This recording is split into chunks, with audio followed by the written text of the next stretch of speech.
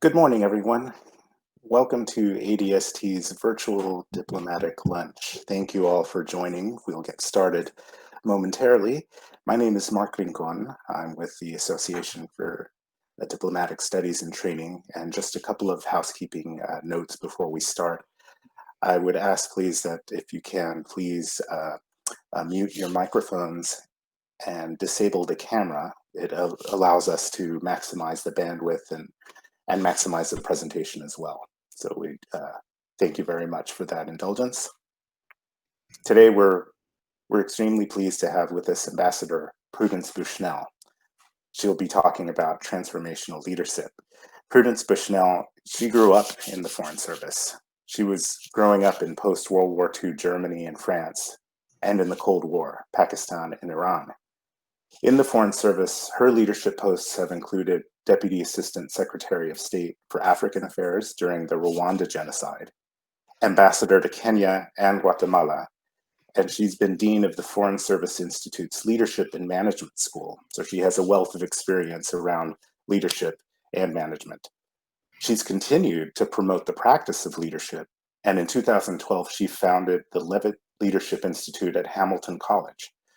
The New York Times, Cambridge University Press, and the Foreign Service Journal have all published her works on leadership and terrorism. And among the many awards and honors that she's achieved, Government Executive Magazine named her one of the 20 all-time greatest Feds in 2011. And in 1998, Glamour named her one of the top 10 women of the year, and Vanity Fair featured her in its Hall of Fame. So we're pleased to have Prudence Bushnell join us. She'll be presenting on the topic, and I encourage you to think of your questions. Feel free to use the chat function here within your window. If you scroll, there's a chat icon. You can type your questions in, and we'll have those available for the question and answer period. Thank you very much. Ambassador Bushnell, the floor is yours. Thank you. Great. Hi, can everyone see and hear me? I take that as a yes. It was truly wonderful to at least briefly see so many people I admire. Thank you for joining in on this conversation. What I hope to do is to talk for maybe 15, 20 minutes and then open it up for your comments and observations. Many of you have practiced leadership, and I would enjoy your observations on what I am saying.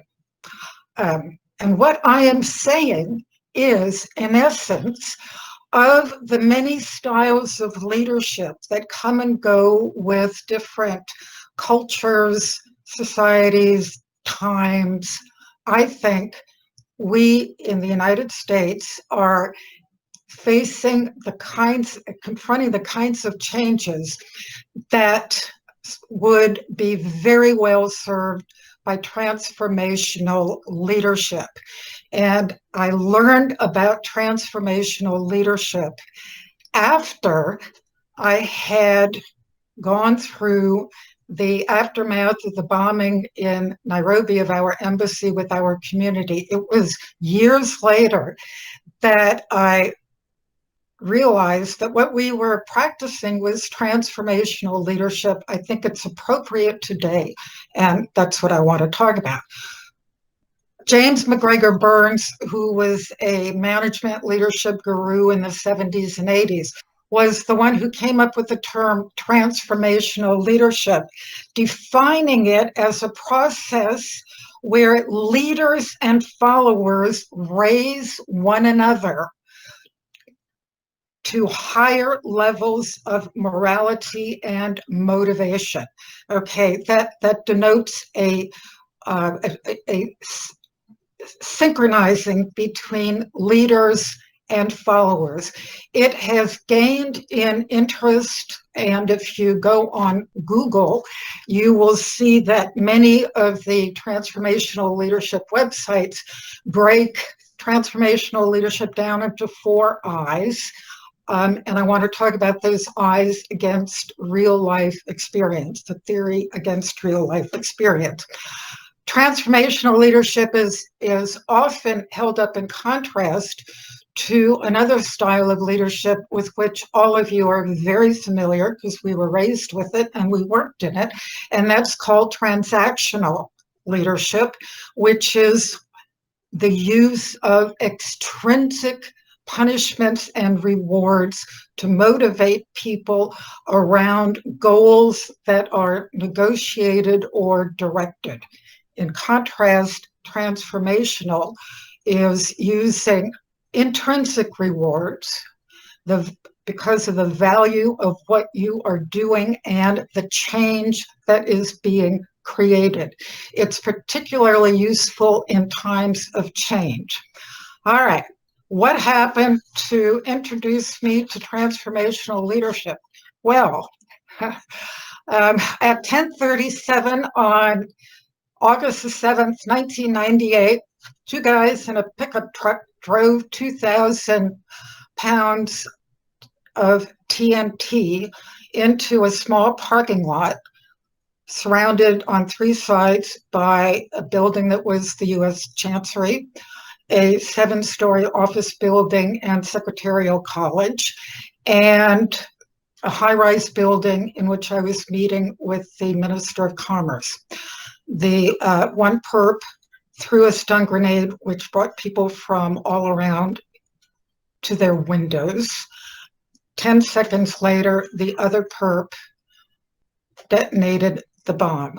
Instantly, 213 people were killed. Over 5,000 people were wounded. Within the embassy building, we suffered 50% casualties. 34 Kenyan employees were killed. 12 American employees were killed. The people who struggled out of that embassy, the Kenyans and the Americans, regrouped on the front steps as our medical unit set up triage on the sidewalk. And the survivors of the blast organized themselves to go back into the building to stand by and take care of the wounded, the dead, the maimed, and body parts. Our Marines, who had been sitting in a van waiting for one of them to cash a check, the young man never came out, he was killed, sprung into action and did immediately what they were told to do, which was to provide security perimeter. They got their helmets, their flak jackets, and their guns, and they set up outside as thousands of citizens of Nairobi did what humans beings do, which is to come toward the blast, some to help, some with less benign intentions, and faced very scared, serious-looking young white men with guns. At that moment, what the leadership people today talk about as transformational leadership came up with.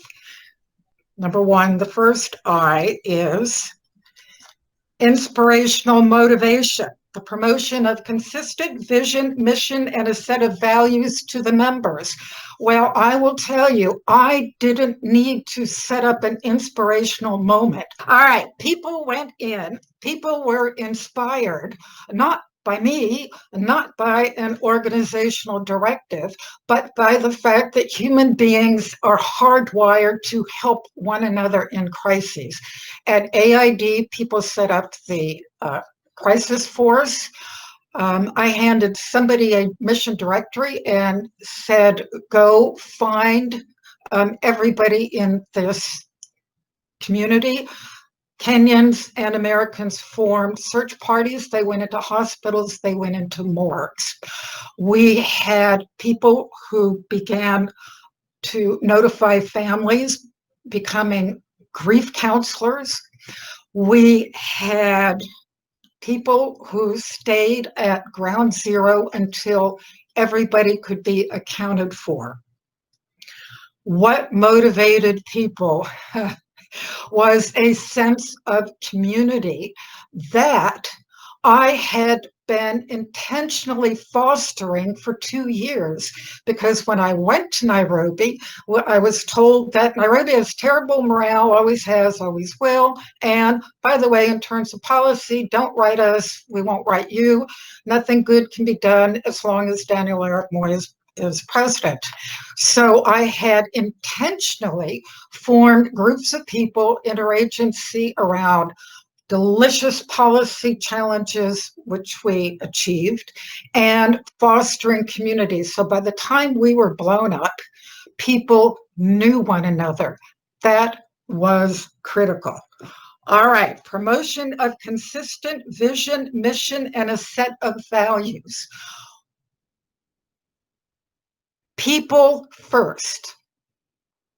A day after the bombing, when I was being torn into many different parts because my presence was needed in many different places, the words of a mentor, Don Lydell, came to me: take care of your people and the rest will take care of itself. That became my mantra. To take care of people, I had to learn to ask the 4 most important words that I could find and use subsequently. What do you need?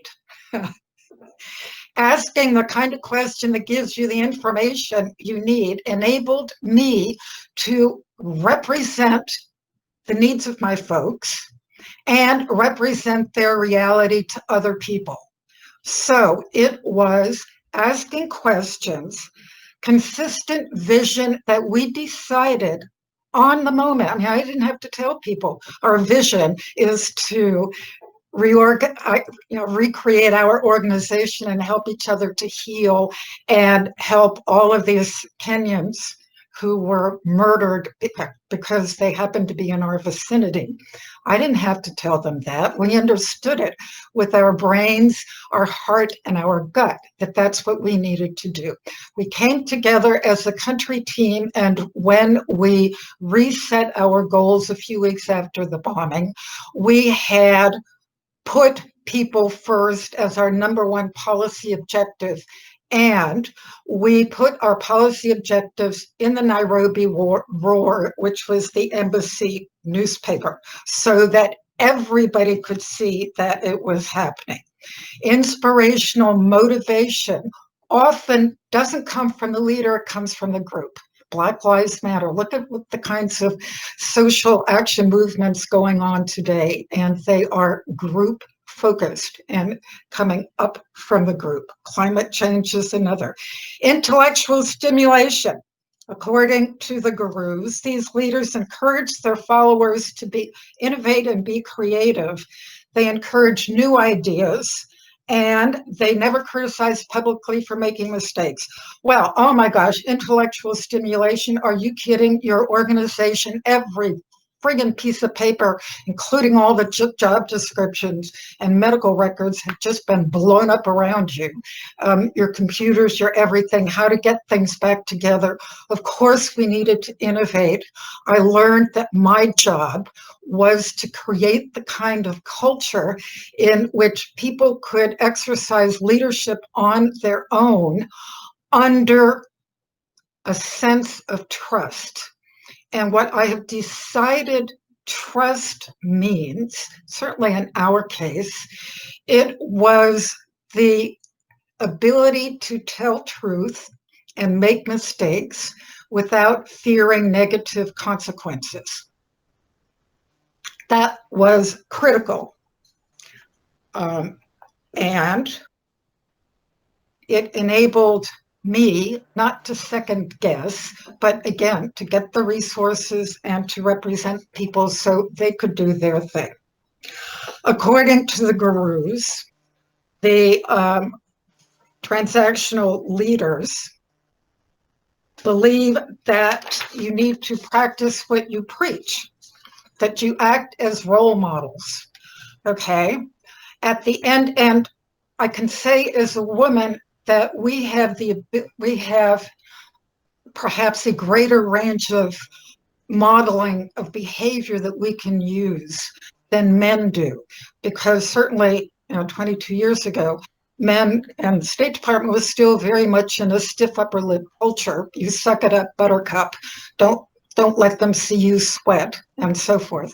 At 9:30 at night, on the day we were blown up, I ordered everybody who had been in the embassy out, go home, and I'm going to go home and cry, and I hope you do too.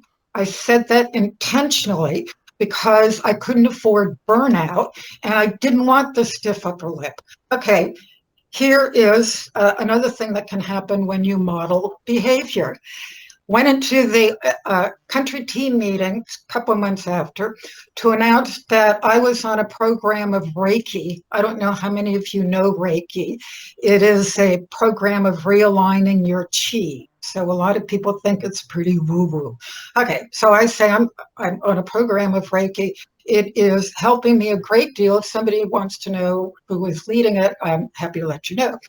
3 guys walked out with me, peered down at me and said, Ambassador, we're really glad that Reiki is helping you. We're following the RAD method. RAD method? Has anyone heard of the RAD method? RAD method. Repression, alcohol, and denial. And it's really working for us. Well, those were the same people I had to say, you are overworking yourselves. Go look in the mirror. Go home. I'm asking Washington for some support. So practicing what you preach also sometimes means being put up to ridicule and having to give feedback to people who are practicing what others are preaching.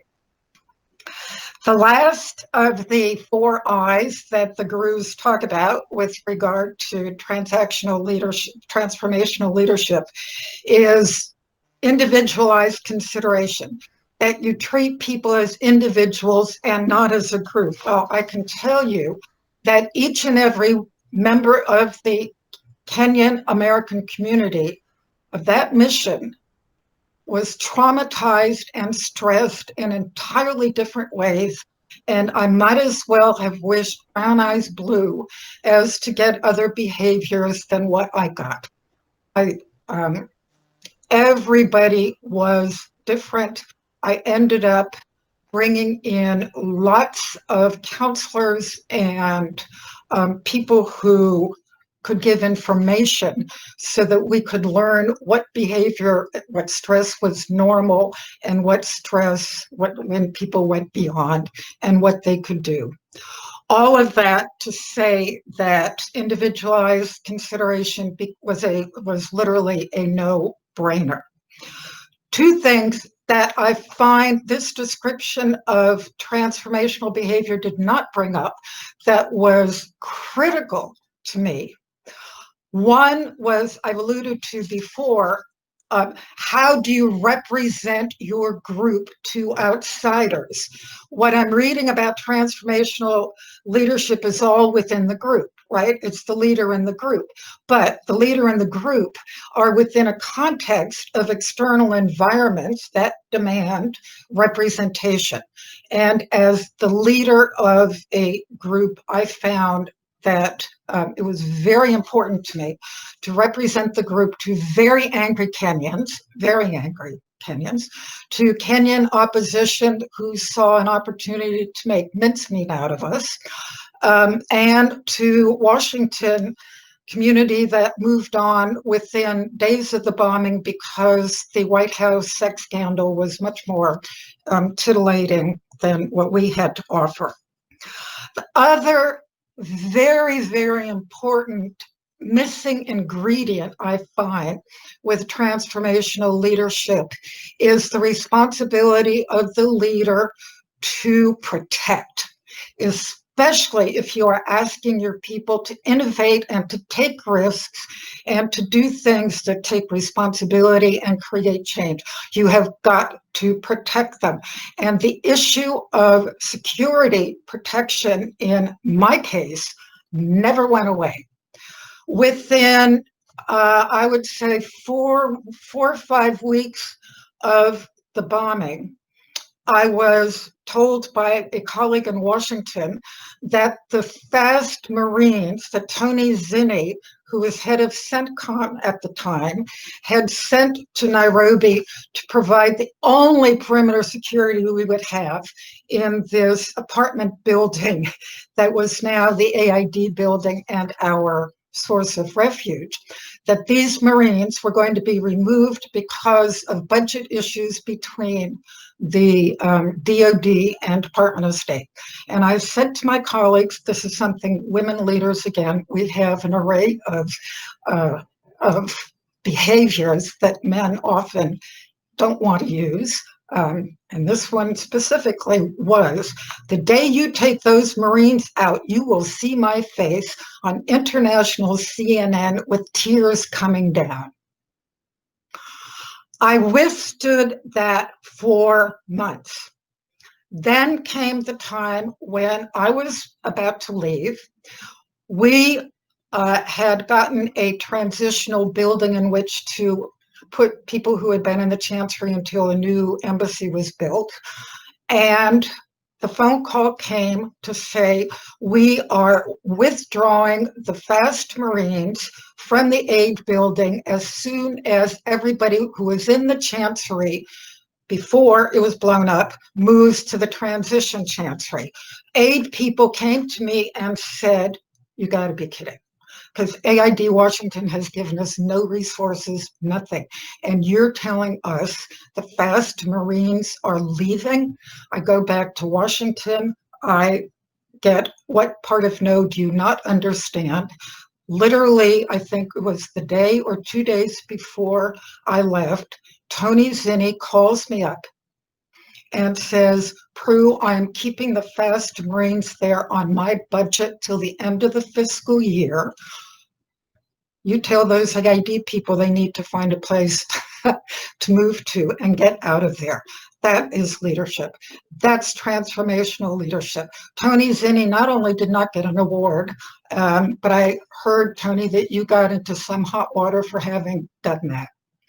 So if we want to get the kinds of transformational behaviors and changes from people, then we're going to need to protect them. Now, why is this relevant to me today? And then I'm going to be quiet and hand it over to you.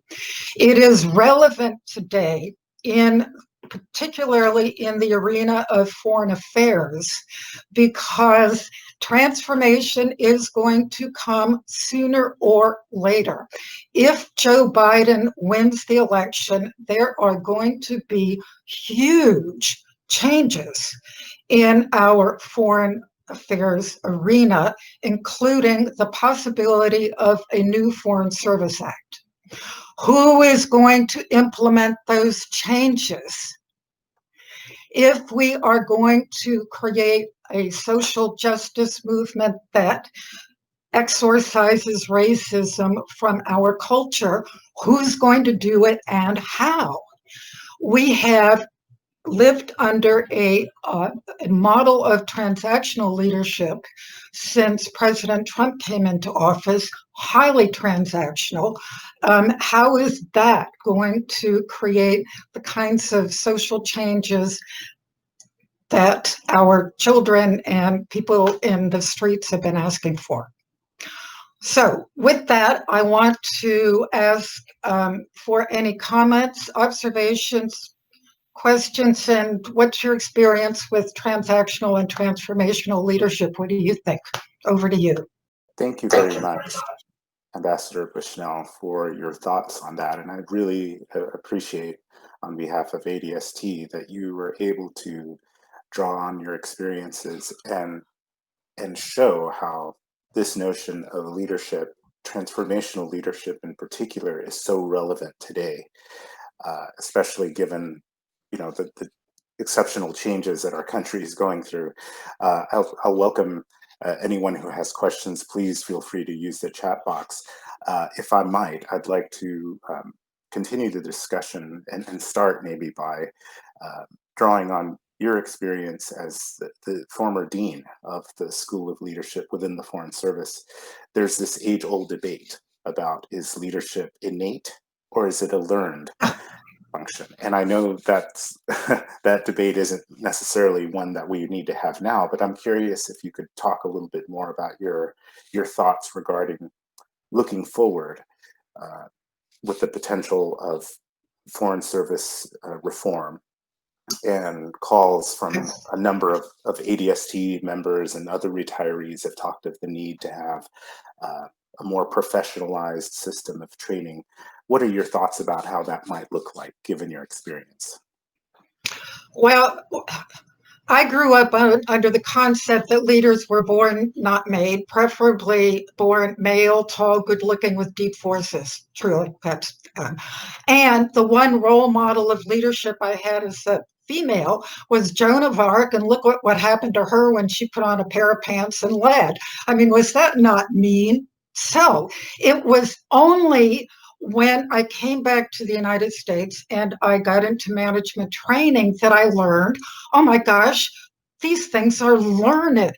You can learn to ask powerful questions. You can learn to actively listen. What I found, to my huge frustration, in the 6 years, I had 2 different terms at the Foreign Service Institute, one in the 80s and then one in the 2000s. What I found at both times was a lack of an indifference and ignorance of leadership. What in the world does leadership have to do with policy? Well, they're right. If you are totally transactional, if you are set up in a competitive system, as we have been in the Foreign Service, where your gain is my loss, then there is no, and you think that, your personal connection with the president, the minister, whatever, is what is going to save the world from turmoil, then why in the world do you have leadership? What I found by applying it as an ambassador to the team, right, and getting the team to say, this is what we need to focus on, was not only buy-in from the team of what our policy goals were, but geez Louise, did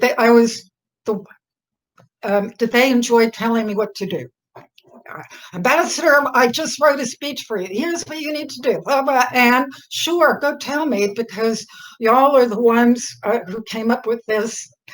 You're assuming your responsibilities, I'm assuming mine. I think we need to, I understand Foreign Service Institute has come out with a pamphlet called The Duty of a Diplomat. And if you all are interested, I recommend you look at it. I was talking to this morning senior executive threshold seminar participants and advising or suggesting that a leadership opportunity is to take these tenets, the duty of a diplomat, which begins with the oath to the Constitution, and bring their teams together to talk about what does this mean in our workplace. As people are coming back to the workplace, what kind of a workplace do we want as a post-COVID? What's working? I mean, do we really need to put on high-heeled shoes? Or a tie? Maybe it would be nice if we were to recreate. So lots of opportunity. But I'm not sure that people understand that leadership is a way of leveraging the opportunity by working with others and influencing others. I see. And just maybe a follow-on, and we do have a question or two, but you mentioned, of course, if Joe Biden wins and a Biden administration comes in, we'll see a number of big changes. Do you suspect if Donald Trump is reelected and we have another Trump administration? You mentioned your experience in Kenya with sometimes the transformation itself comes from the group. And I appreciate you mentioning the Black Lives Matter movement and other movements and groups. How do you see that playing out if Trump is elected in the foreign policy realm? Well, I think transformation is coming to this country. It is coming through, not only is it coming from the people who want the transformation, but it's coming from climate change, it's coming from COVID, it's coming from life. we have, I'll repeat what I said to people who are going into leadership positions at State Department, which is if under the current administration, it is very difficult to plan or control change because the proclivities of our president change and policy goes with proclivities. So it means that protecting people, that includes protecting peaceful protesters in the streets.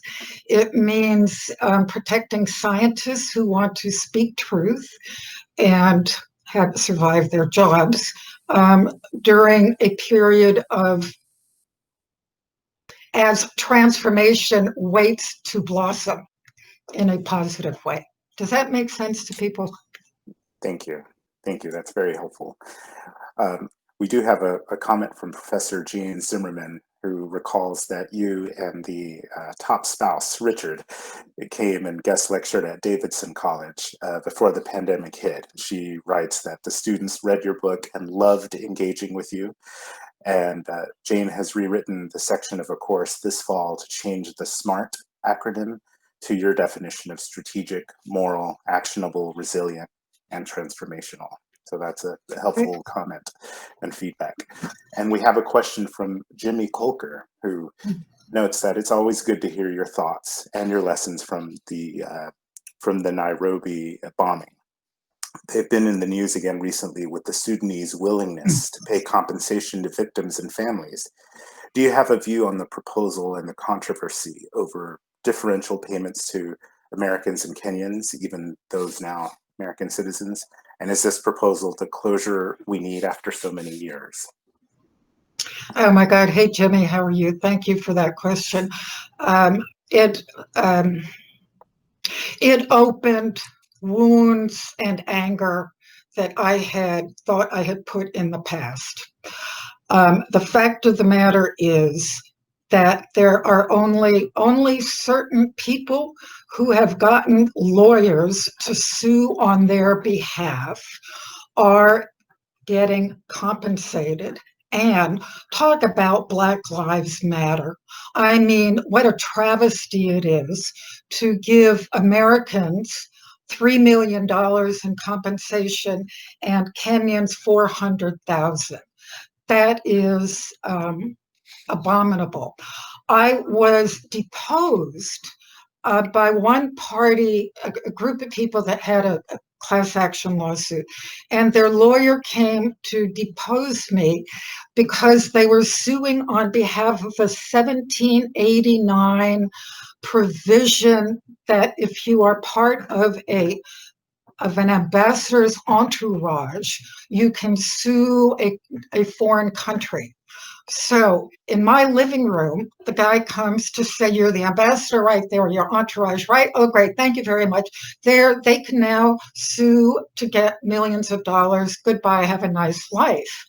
I don't mind that people are suing, but that some people have better lawyers than others or have access to law courts. I never. Actually, one lawyer said, well, why don't you ask to be party to the class action? And it took me 20 seconds to spend the money and another nanosecond to understand completely will not do that. I cannot until everybody is compensated to the point of justice. This ambassador is not going to have anything to do with it. I'm apoplectic, as you can tell. I don't know how we right this terrible wrong. Well, and we have a good follow-on question from Lori Fitzbagato, who I think it's Hey, Lori. this is an important question regarding transformational leadership. Now, if we want it, shouldn't we be sure that we have diverse voices and representation in the groups that are currently assessing the future of these foreign affairs agencies, and such as Harvard Group, the Council on Foreign Relations, ADST, others? What are your thoughts about this very important point about promoting representation and diversity within foreign affairs as a measure of strengthening leadership? Absolutely. I have no idea how what a Kenyan was thinking. I have no idea what the experience is of a Black woman in the Foreign Service. My male colleagues had no idea what it was like to be a female and have the president of the country refuse to see you because he's so pissed off that the US government sent a woman. The only way we are going to be able to create the kinds of transformational changes that meet people's values and goals is to understand what they are. Yes, and I will say one of the things I loved about being the U.S. ambassador was any place I went, we could bring people of that culture. So when I was in Guatemala, we invited Navajo weavers to come. And do you know that the Mayan weavers and Navajo weavers actually found similar words? Isn't that amazing? Well, it's not amazing. They've been interacting long since white people came to this country. So yes, absolutely critical. And that's the beginning of the transformation, is you begin asking people, you come in with shared values, and then you move up and create the change. Very important point. Thank you for that. A comment and a question from soon to be our own Robin Matthewman, who asks about one problem we always face is getting the resources approved for prevention and preparedness before a crisis. She found great collaboration after a grenade attack on her post, but not before. Any advice on how to be sufficiently persuasive beforehand? Yeah, first of all, get a friend like Tony Zinni. Go to the people with the resources and make them your best friend.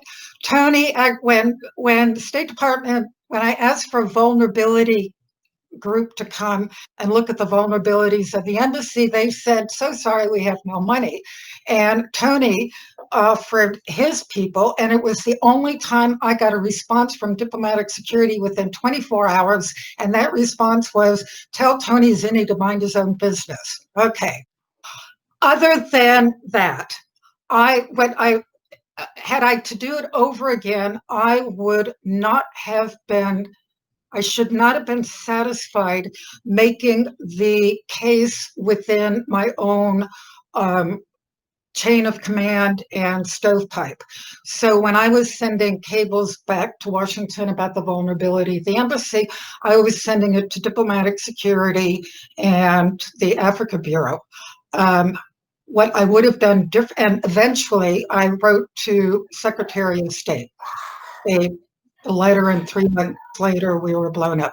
What I would do differently now is walk into people's meetings and say, what are you going to do about it? When I went to Guatemala, I found out that the embassy was literally a duplicate. There was no setback, and there was no plan to move the embassy. I sat down with the then head of DS, diplomatic security and overseas buildings operations, and we negotiated the following.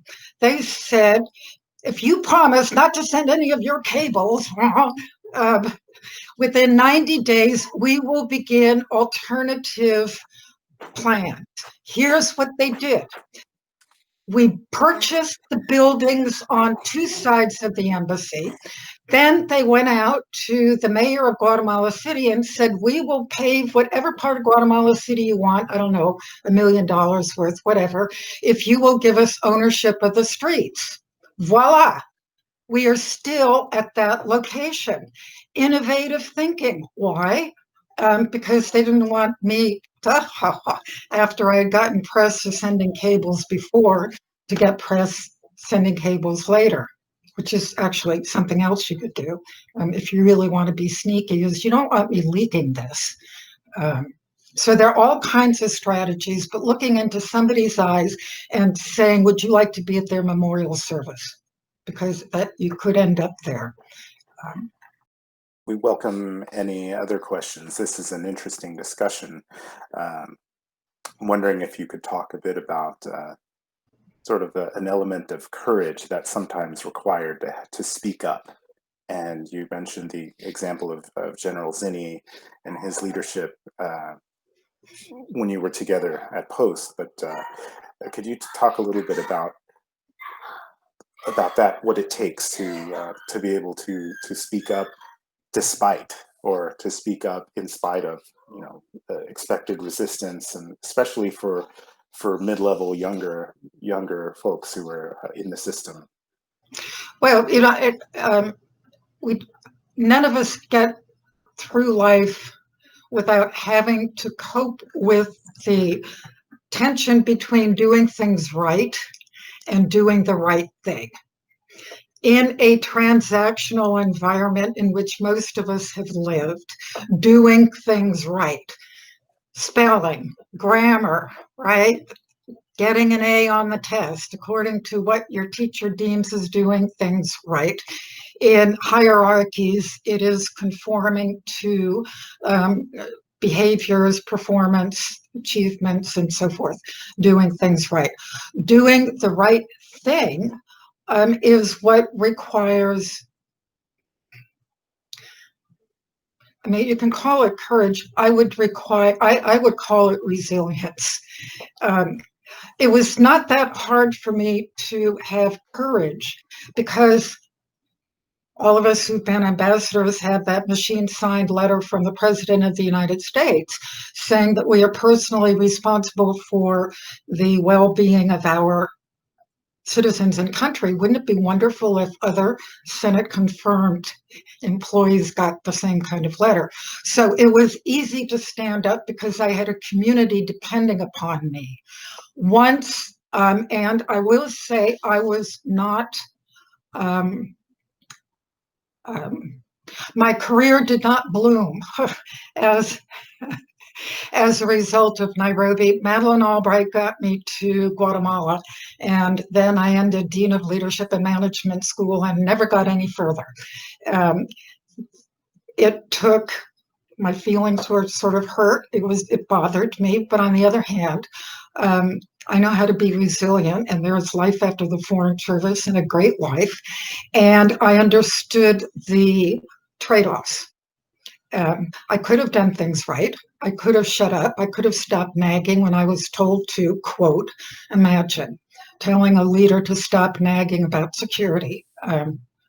Thank heaven I didn't. And I was also telling advising the SETS people that you need to make a strategic decision between doing things right and what the right thing is, and understand that you're going to take the consequences. And once you do that, then, life is good. Yes, and Betty Sparkman writes in, she's asking if you could please mention the quotation you have on your wall regarding courage, because we can all use it, especially now.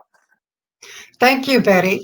I had that a very dear friend of mine about a month after the bombing sent me a quotation that I had put in the AID building next to the elevator that was the slowest elevator you could imagine.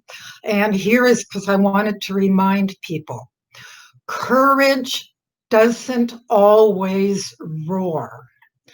Sometimes courage is the quiet voice at the end of the day saying, I will try again tomorrow.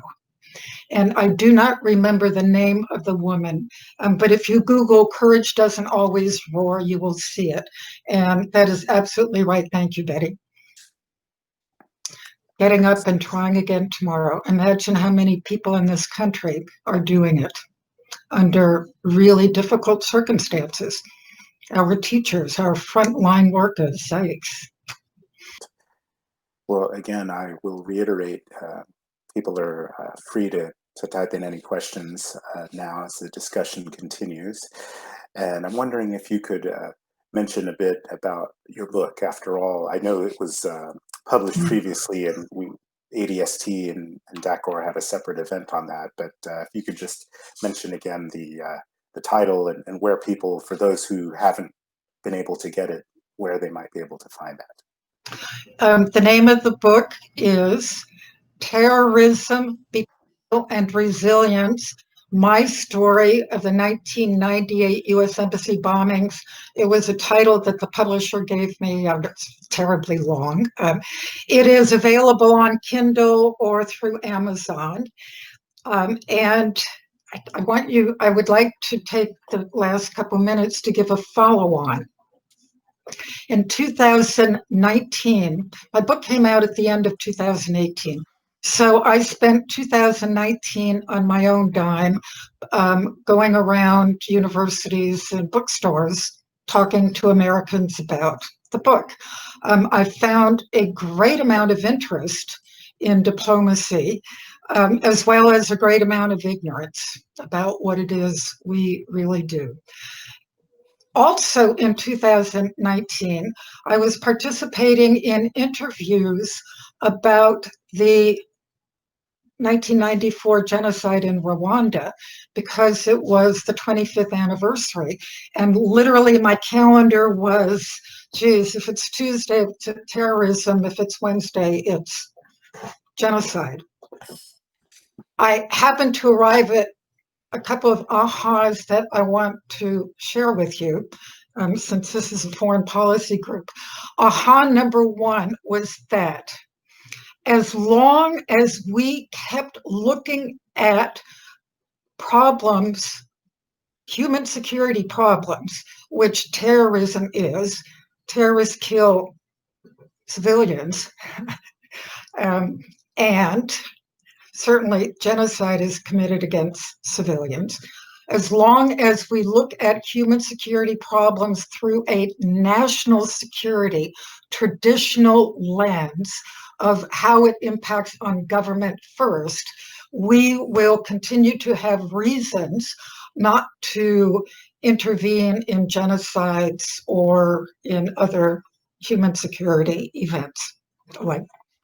And when we took national security, when we took going in with boots and guns into Rwanda, when we took that off the table, we had no other solution. I mean, really, how uncreative is that? Could we not have gotten President Clinton to call the Pope? Didn't occur to us. I don't know that that would have happened. But once national security was wiped out, we were deafened and blinded. On the other hand, once terrorism, which to me is a human security problem, was declared a national security solution, we went to the knee-jerk response of declaring yet another war, which we haven't won. I then came to the following, and Jane, thank you for bringing up the acronym, that the policy choices we faced when I was in government was pretty much between hard and soft. And if you didn't use soft, and by the way, I tell Americans now that in the manly national security arena of Washington national security, soft power is considered as popular as an erectile dysfunction. Most of the women smile at that. Most of the men give me a cross-eyed look. At any rate, soft power is not popular. We need smart, strategic, moral, achievable, resilient, and transformative. The military has smart, but it's a management smart. It's very much the strategic, actionable, reliable, I'm not quite sure what it is, and timely. So those are management goals. Mine are smart. How would we face terrorism if we put a smart hat on? What would we do with the children of ISIS who are becoming radicalized in the deserts of Syria, for crying out loud, waiting to become the jihadists of the future, until it becomes a national security problem? So that is what I have been doing, and thank you for the lead-in question. we have time maybe for another question if anybody wanted to type it in or to jump in. In the past, we've reserved a couple minutes at the very end to, people sometimes say hello to each other, but I just want to take a moment to thank you again for this presentation, Ambassador Bushnell, this discussion.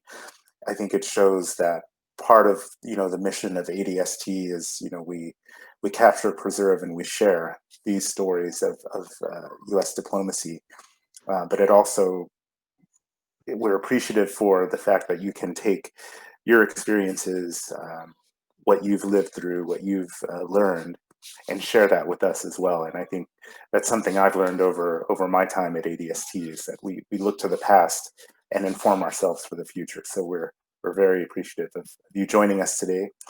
The next virtual diplomatic lunch discussion will be at the last Thursday in September, and we plan on having Ambassador Hank Cohen join us. Oh, great. So please join us then as well, and everyone stay safe. Thank you very much again for your time.